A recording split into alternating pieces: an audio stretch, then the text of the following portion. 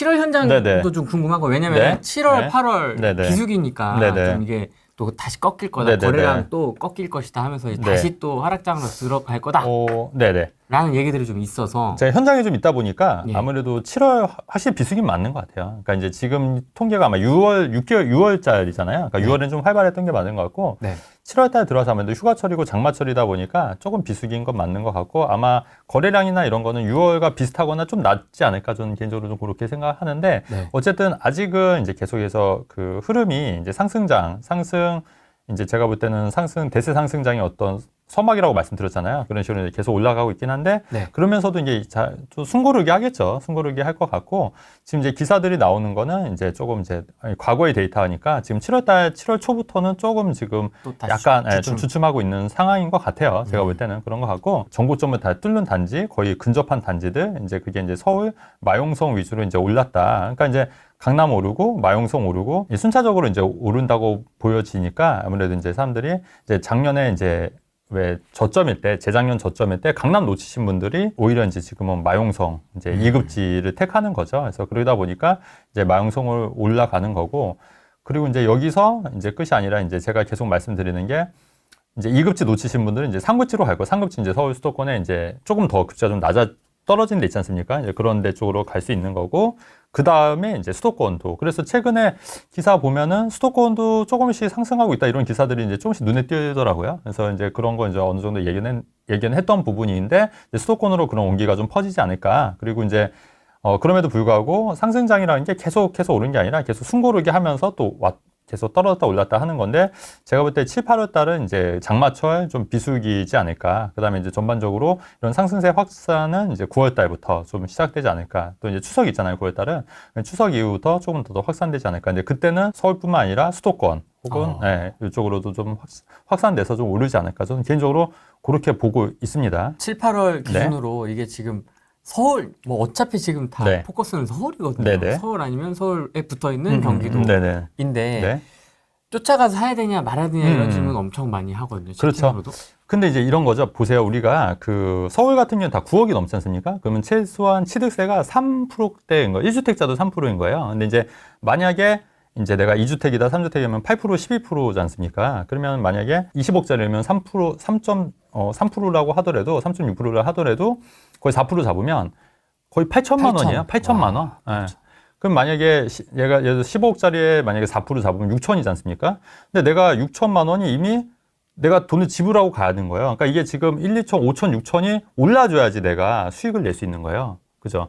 더군다나 그러니까 내가 10억짜리 샀는데 취득세를 내가 1주택이라 하더라도 3점 몇 프로를 내야 되니 거의 4%가 가까이 되고 부대비용도 있지 않습니까? 중개 수수료 이런 거까지 따지면은 한 7, 8천 정도를 내야 된다는 얘기예요. 그러면 15억짜리가 한 16억 정도 돼야지 이익이 나는 거지 않습니까? 그때부터. 네. 근데 이제 그렇게 되는데 그게 또 그러면 지금 1, 2억 정도가 더 올라준다 하더라도 그렇게 실익이 남냐? 이건 한번 따져봐야 될 문제라는 거고 그 다음에 이 부대비용도 있지만은 또 왜 이런 것도 있죠. 양도세도 우리가 1주택자 같은 경우에는 비과세가 12억 구간이잖아요. 그러면 12억 초과는 고가주택이라고 그래서 양도세가 나오는 거예요.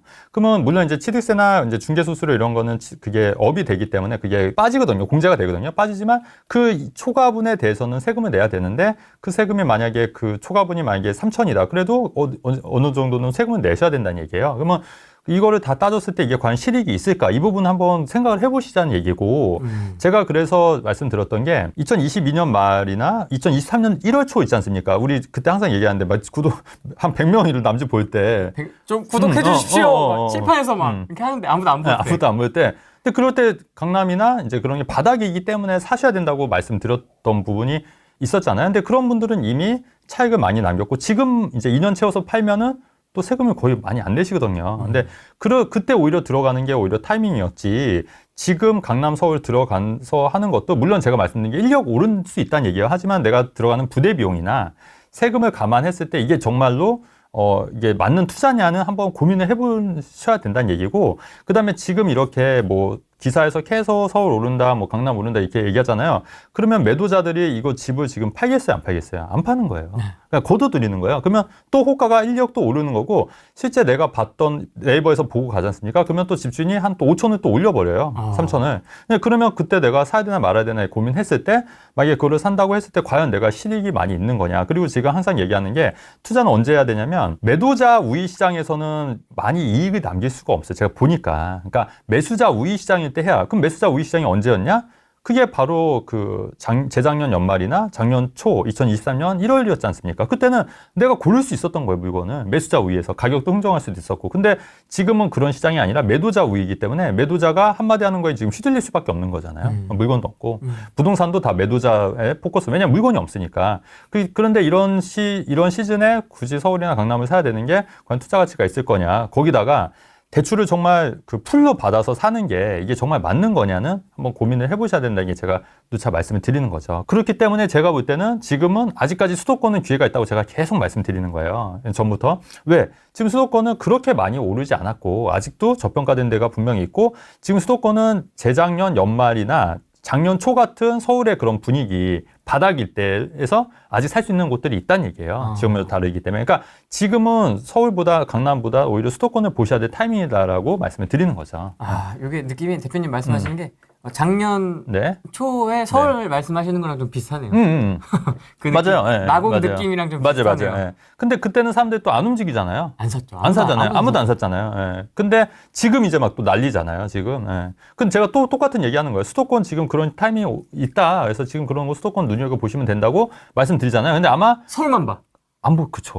설명은. 그러니까 이게 진짜 신기한 거예요, 이게. 예. 신기해. 예. 제 생각은 그랬고. 재밌다. 예. 근데 그게 어쩔 수가 없는 게 사람들이 워낙 또 이제 이렇게 주장하는 사람이 이제 저 외에는 별로 없고 대부분의 이제 전문가들이 무조건 똘똘한 한 채로 가야 된다, 서울 사야 된다, 뭐 강남 사야 된다 이런 말씀 많이 하시니까 아마 더 이제 그게 뭐 진리라고 생각하시는 것 같은데 사실 제가 보는 투자의 관점은 가장 적은 돈으로 가장 큰 효율을 내는 게 투자의 가장 제일 기본적인 원칙이라고 봐요. 그러면 우리가 서울이나 강남에 들어가야 될 타이밍은 우리가 정말 바닥이었을 때였지 지금은 조금 늦었다. 이미 늦었다. 저는 그렇게 개인적으로 생각하는 거죠. 지금 이 기세와 네. 이 톡방의 분위기, 그 톡방에서 요새 그런 것도 이렇게 착착 올려주더라고. 뭐 시세 신고가 찍은 단지들 네. 착착착착. 그다음에 네. 신규 분양 단지들 완판 쫙 네. 리스트가 막 이렇게 네. 돌더라고요. 그러다 네. 보니까 이제 15억짜리를 사면 네.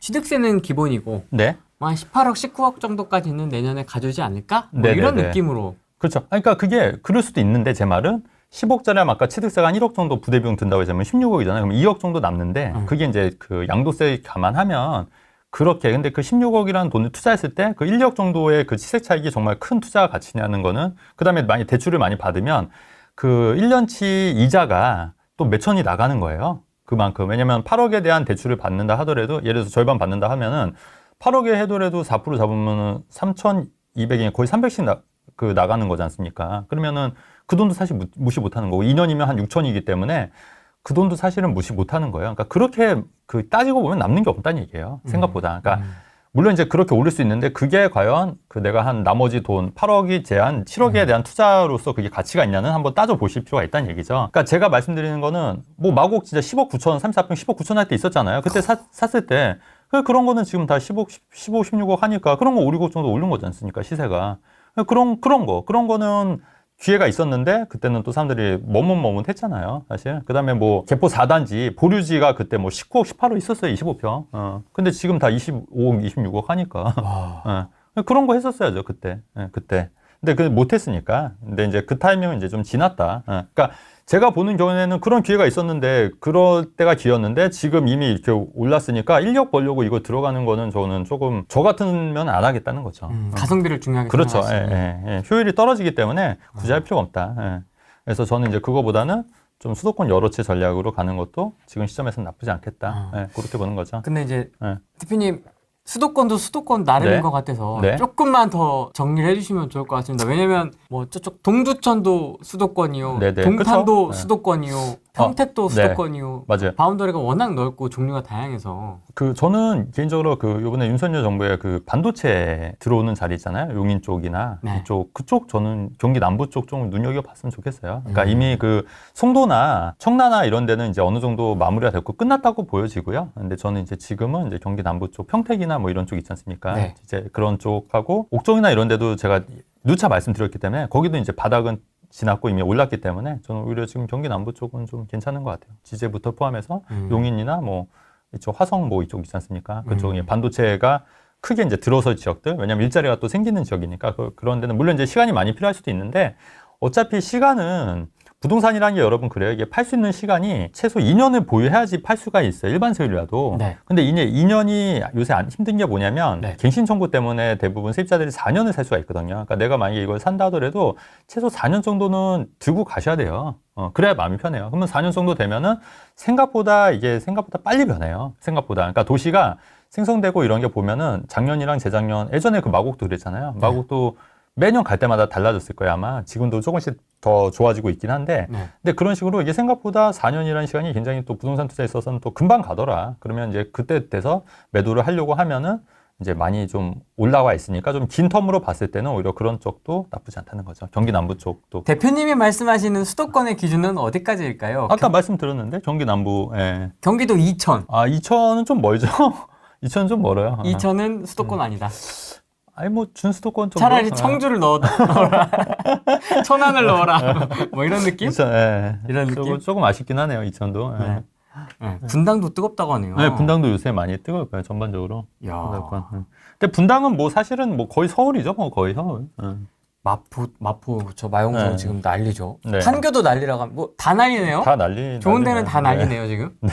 안 난린 동네도 혹시 있습니까 혹시? 안 날린 동네 제보 좀 해주십시오. 아무래도 현장. 뭐 금강구 말씀하시는 여기 조용합니다. 여기 구로 조용합니다. 제가 살고 있는 구로 조용합니다. 네. 아무도 관심이 없습니다. 아무도 관심이 없습니다. 네.